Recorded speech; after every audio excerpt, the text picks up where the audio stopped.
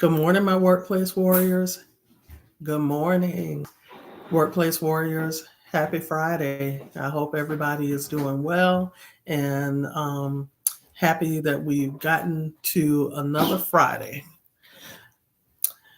Well, since I'm late, which I greatly apologize for, I overslept this morning and I think I slept right through my alarm. I'm pretty sure I said it, but slept right through my alarm. And so jumped up and got ready quickly. So I hope you'll forgive me for being about 5 minutes late this morning.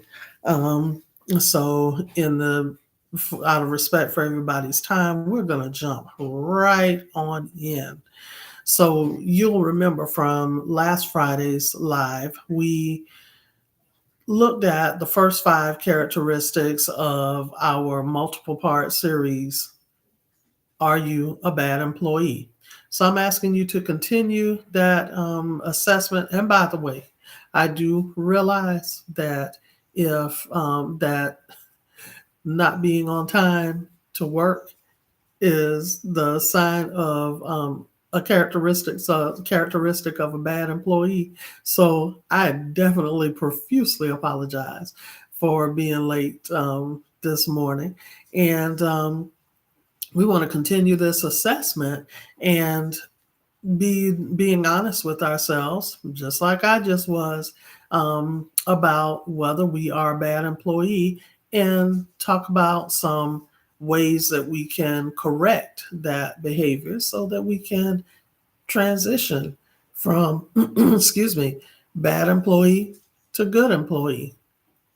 So, starting off, part two is disrespectful behavior. And I think it goes without saying, disrespectful behavior in any form, whether it be in at work or in life or what have you, it's unacceptable. That's the bottom line, and we need to learn to resolve differences or what have you in a more mature way than treating people disrespectfully. And even if it's not a difference, that difference of opinion that we have, just disrespectful behavior for the sport of being disrespectful, that's inappropriate. Disrespectful behavior can include using profanity towards them, calling them names, not valuing their contributions to the workplace, setting them up for failure, or refusing to be a team player and help out where is needed, gossiping at work or any place else. But since we're talking about bad employees, being a part of the gossip grapevine, that's inappropriate, that's disrespectful behavior as well, because you're usually talking about someone behind their back. And so that is also disrespectful. And then, oh my goodness, definitely not um, participating in a physical altercation or initiating violent physical contact with anyone. Those are just some examples. Raising your voice at someone, calling their ideas or recommendations stupid, ignoring them, um, not including them in interactions when you should, in workplace communications and interactions when you should. So I think you get a good idea of what disrespectful behavior is. And all of us on here should also have a good idea of that. So, what you need to do, of course, I have my notes here. Excuse me. I have a little frog in my throat. These fall allergies are giving me a hard time. But treat others with kindness. Be mindful of your words and actions, and treat others with respect. Think about how your comments, your words towards someone makes them feel. If you question or you are wondering if your words towards them are making them feel less than, or that it could attack their confidence, or if you're coming across as picking at them um, about something, either physical or emotional characteristic, anything, then you need to err on the side of caution and change the way that you communicate with them in a way that builds them up versus tearing them down. You never know what people are dealing with in life at home or what have you, and depending upon what they're dealing with at home or in other parts of their life, it may be a struggle anyway to come to work every day and put on a happy face and make sure that everything is going well. But then, one thing that I never want on my conscience is being the person who pushes my colleague over the ledge, where it makes them do something that harms themselves or others, or for them to just give up and feel like they're not worth the time, or taking up space in this world, because we are all very valuable. So approach people respectfully, practice empathy, try and understand others' perspectives and feelings. And that goes back to not pushing them um, over the ledge, but building them up, encouraging them, and helping them to see the value that they bring to the space. Then apologize sincerely. If you've said or done something that is disrespectful, apologize. And let me give you a hint that I apologize if I caused you pain, or if, no, just say, I apologize because my words hurt you. And that is a sincere apology. Then the other thing is, make it, definitely put a stamp in that sincerity by never treating them that way again. So the next, and I'm sorry, seek feedback. Go back to the person and ask them after maybe a week or two or a month and say, hey, just checking in, or go to your colleagues, because sometimes that person may not feel comfortable if you've already made them feel less than. They may not feel comfortable being honest with you, but I can almost guarantee you that your other colleagues will tell you about your behavior if you ask them for their opinion. And then you need to accept it for what it is and continue to make necessary adjustments so that you're not perceived as a disrespectful person.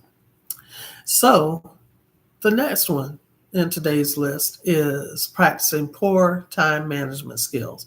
And I guess I'm an example of that this morning. Make sure that you make a schedule, or I like to keep a task list. I created a task list that will allow me to track where I am on tasks and what have you. So it is called my weekly prioritizer list. And so just to give you an example, and by the way, you can download this from my website. I'm gonna put it there for you to be able to download for free if it's something that you think would help you. But it lets you, ask you to list your top 5 priorities for that day, and you also list who your customer is. That's who the person is that you're providing an answer or a solution or a deliverable to. Also, the due date and some notes about where you are in the project, what's pending for that particular task. And then at the bottom, it also lists some routine duties that you might do every day or several times a week as a regular part of your job. So you can list those as well. So as I said, I'll share that with you on my website, and put a link in the description below this video, if or on my web and on my website for the written format of this post, so that you can take advantage of that. Um, Prioritize your task, and that's why my prioritizer sheet is so useful, because it has you to list your top 5 priority responsibilities for that day. And so you list them in order of priority, or list each one of them in a space, and then you can, you know, overwrite the numbers and rank them after you list each one of them. Use time management techniques like the Eisenhower matrix to prioritize tasks. Now, I checked out the Eisenhower matrix, and I think I'm going to like it. However, I have never utilized it myself. But what I like about it is it helps you to prioritize tasks into urgent, I think it's urgent, important but not urgent, not important, not urgent. It's something similar to that. And so of course the ones that are urgent, urgent, if I'm using the correct category names, then those are the ones that you would delve into first. And what I like about that one, about the Eisenhower productivity matrix, is that it helps you to address the most pressing task first. And what's great about that is you put most of your energy, your brain energy, physical energy, or what have you, into completing this most difficult task, and then you don't have to work so hard the rest of the day. I know sometimes I've chosen the less difficult or challenging task early in the process. And then by the time that I get to the most urgent or challenging task, I'm just pooped. I don't have any more brain power. I've spent all my energy, and so I really have to nudge myself really hard to keep going. So maybe I'll do a segment on the Eisenhower matrix and show you how to use it in a later post, because just my initial look at it seems like it'll be really neat. Avoid distractions. Minimize distractions by turning off notifications and finding a quiet place. And what I like to do sometimes is to turn on, I need some type of noise in my background most of the time while I'm working. So I'll turn on some low music, or sometimes I'll even turn on a YouTube video that is motivational or what have you, and I'll turn it down real low. But even though I have it down real low and I can barely hear what the person is saying, I pick up on the positive energy that they are sending to their viewers. And it can help me. It does help me with my productivity, and also keeping my mindset right, and encouraging me. So you might want to try that one as well. And of course, YouTube has the music channels that you can set, and they will play hours of soothing, work appropriate, workplace appropriate music that just kind of gives you that little bit of comfort noise in the background to keep that brain flow going. Then also remember to take breaks, and I am so guilty of not doing that. I will sit down. I've been more mindful over the past several weeks, and what will happen is I will be very mindful about it for a while, and then I'll fall back into my old habits. But I found that the more I am mindful about it, I'm becoming more and more consistent with it, because your brain needs a break every so often. It is not healthy for you to just work, and not take any type of break to kind of refresh your mind, your thought processes, or what have you, and just to give you a respite from the process of working and thinking and doing and solving.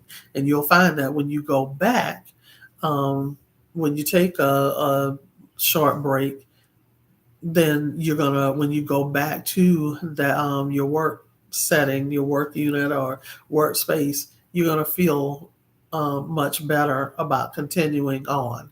So think about that and see if that's something that might be useful to you.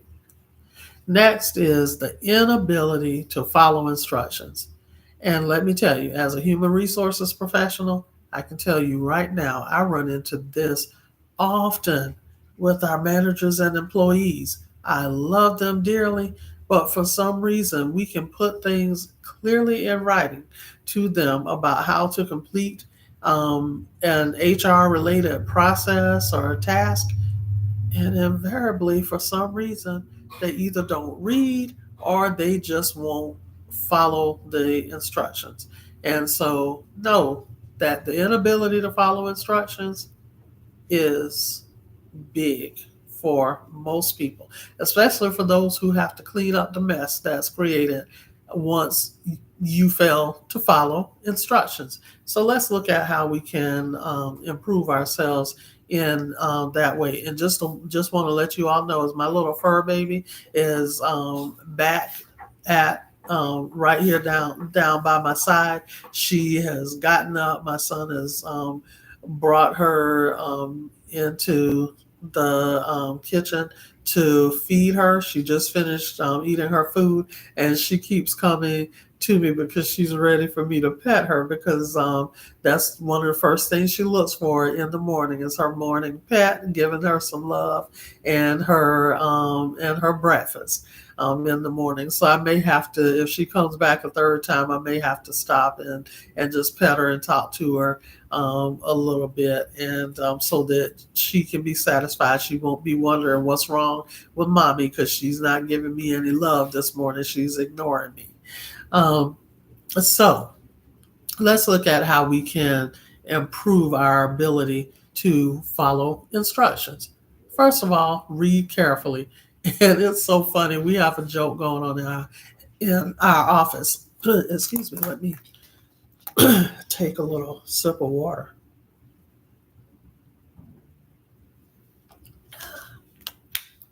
Thank you for that. So hopefully that'll help my voice a little bit this morning.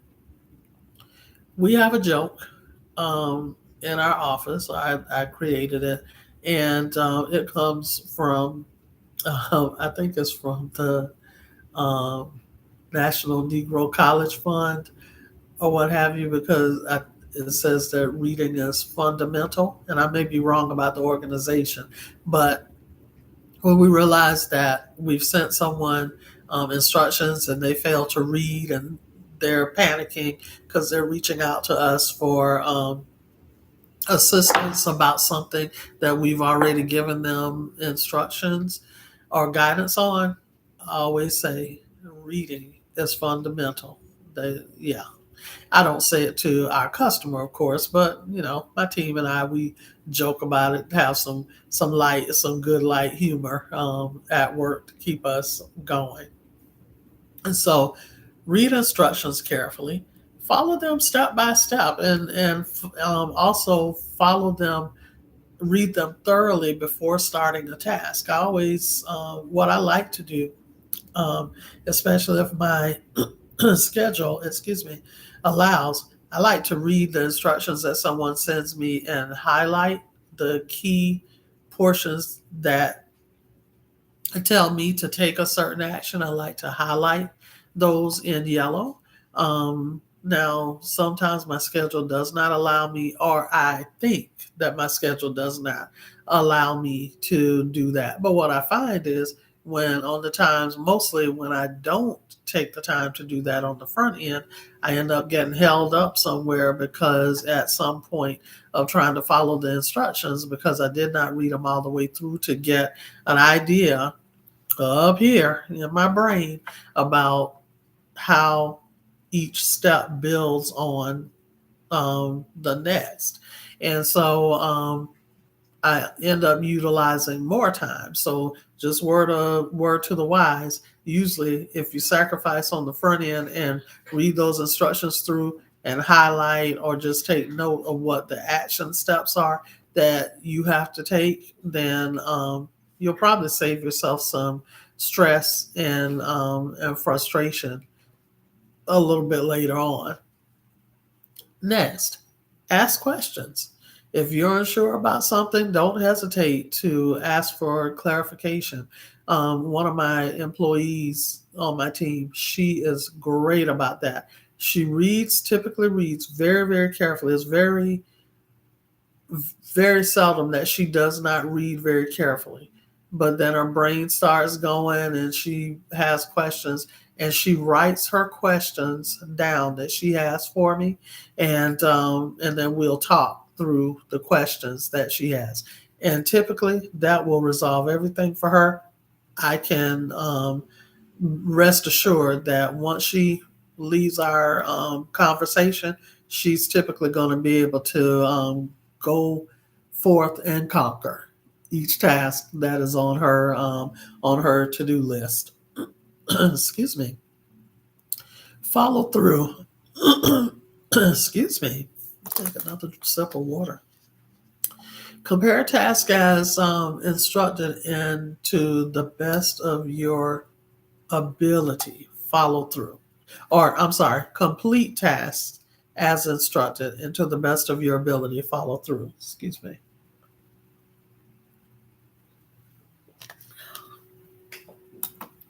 So, once you've read the instructions and you may think you understand them, and you go through, complete all of the steps to the best of your ability. And then, if you're not quite sure, definitely follow back up with the person who gave you the instructions, or check with a colleague who is performing the same or very similar task and ask them, hey, does this look like the result I was supposed to get? Do you have any, if it doesn't, do you have any suggestions on where I might have gone wrong, where I might have missed something? And typically your colleagues are going to be very happy to assist you. So make sure that you follow through, or I like to say, follow up um, on the task. And if you completed it successfully and in accordance with the instructions, then seek feedback. And that's why I was just recommending to you, ask for feedback on your work to identify areas for improvement. That can be with a colleague. Excuse me. That could be with your manager, or the person who you're completing the task for as the customer.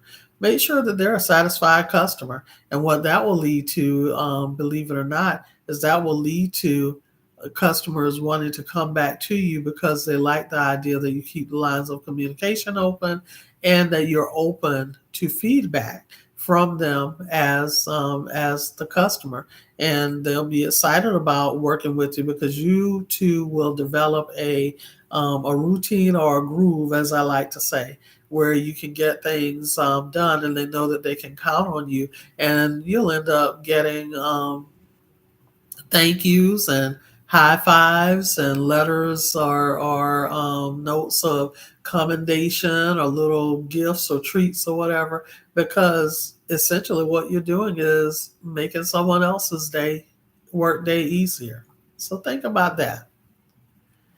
Next is a lack of accountability. And I'm going to tell y'all, oh God, this is one of my pet peeves, personally and professionally. People who refuse to take accountability for their actions.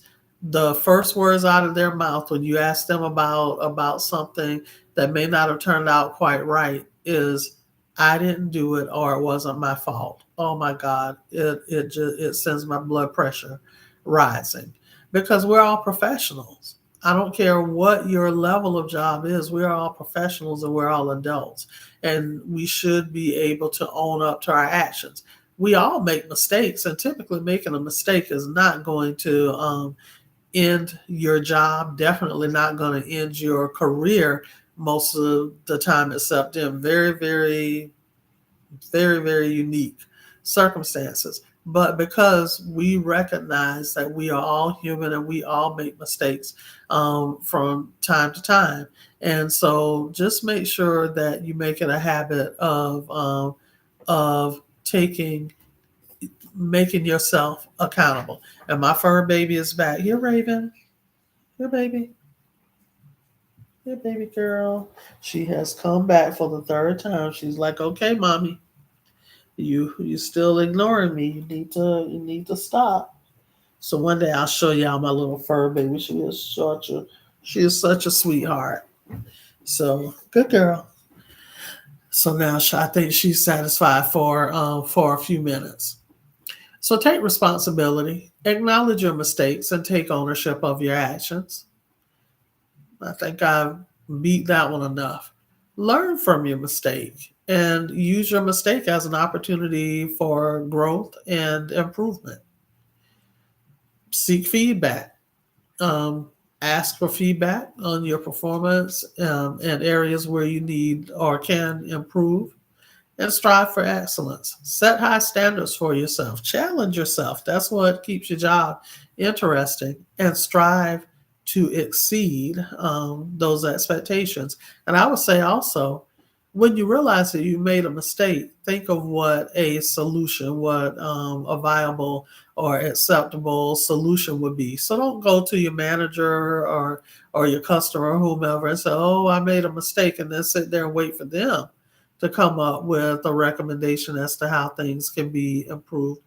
If you need to, ask some follow up questions about the process so that you can try and pinpoint where the root cause of the mistake happening lies, and offer a recommendation or more than one recommendation, and you all choose the one that you feel could will best suit your circumstance.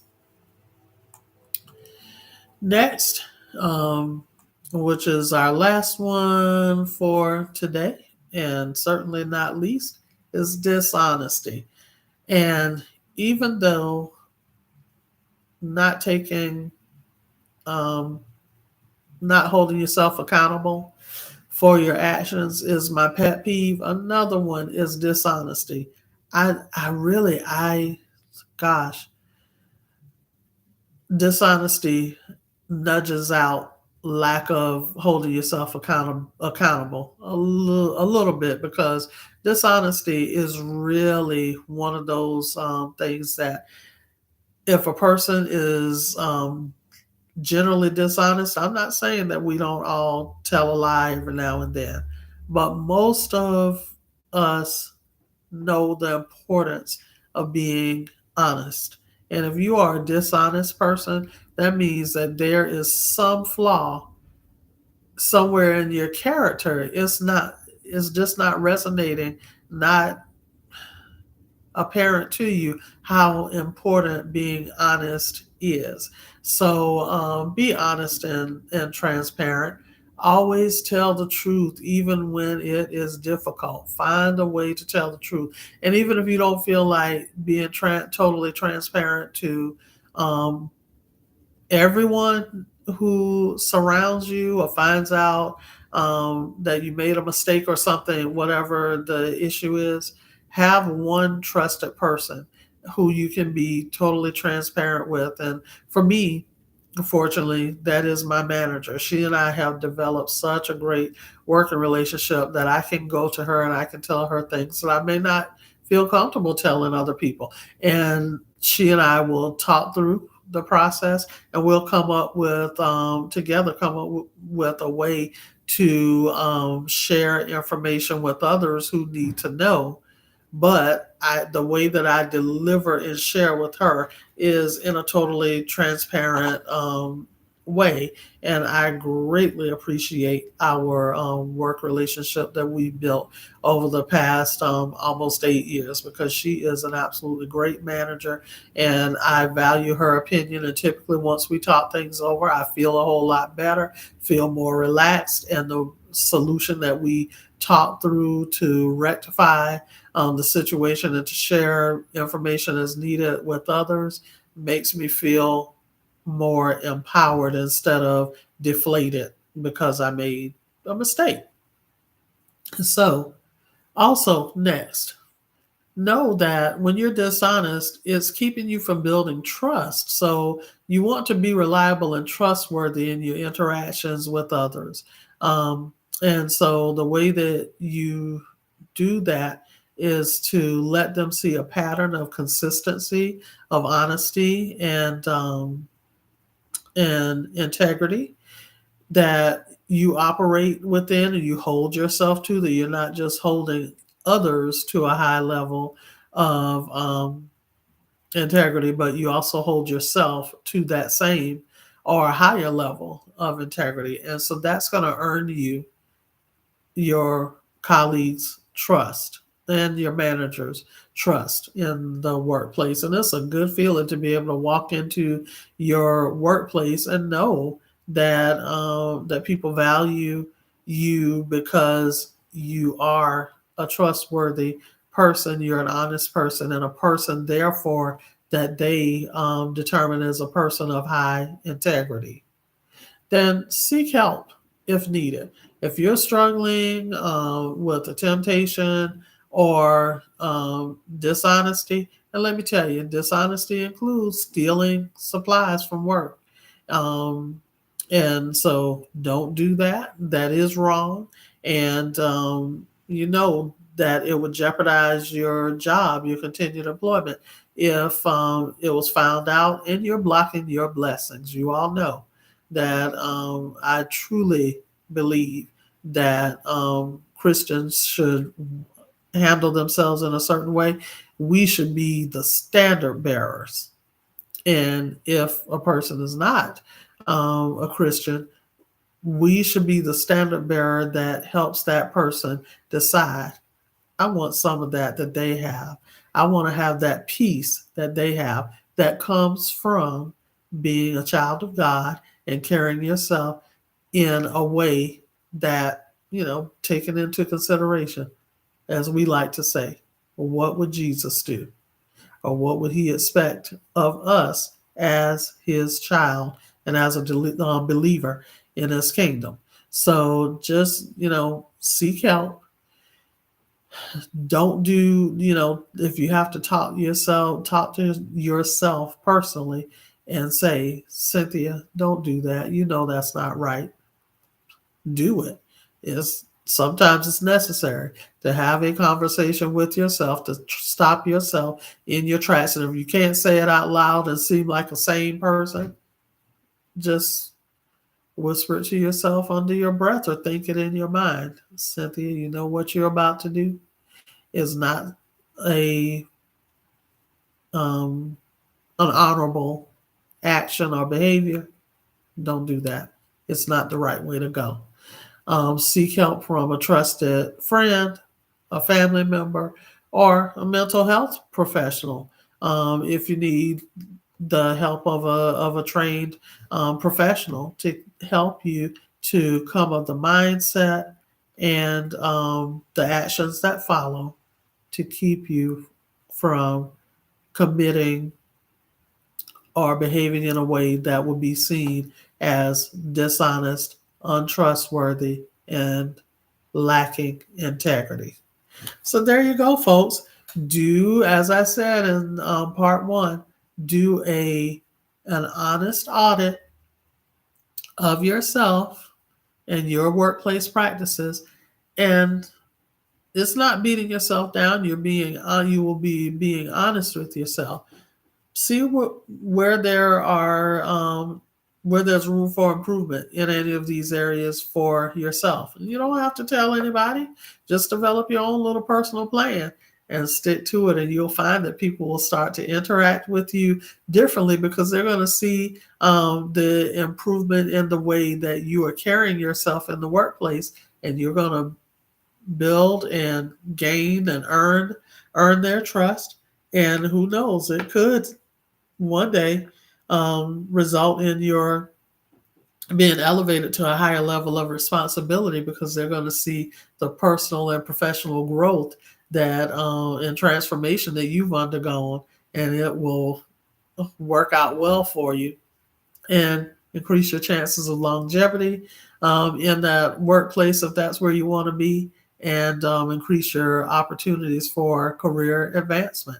So down in the comment section, let me know, is there an area that you could stand to improve upon, um, where you could be considered having a characteristic or displaying, exhibiting a characteristic of a bad employee? And it doesn't make you a bad employee overall if you have one or two of these areas that you need to work on. It's just that you're mindful and self-aware enough to understand that there may be an area that you need to work on.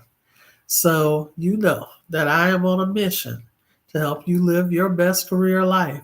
So I would love it if you would click the like button. That will let YouTube know that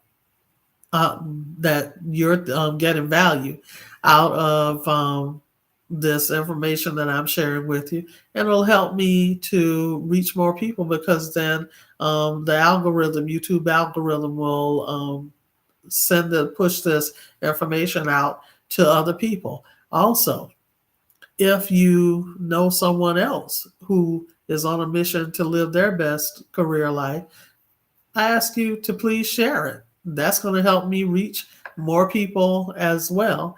And then when you're ready, subscribe to the channel so that you can become a Nnamtique Workplace Warrior VIP. I would love to have you to subscribe. I encourage you to join me on next Friday for another live. We're going to have our Friday morning live sessions every Friday at 7 o'clock, and we're going to have part 3 of this series of "Are You a Bad Employee?" on Friday of next week. I think the date will be like around the 20th, September 20th, what have you. The year is just going by so quickly.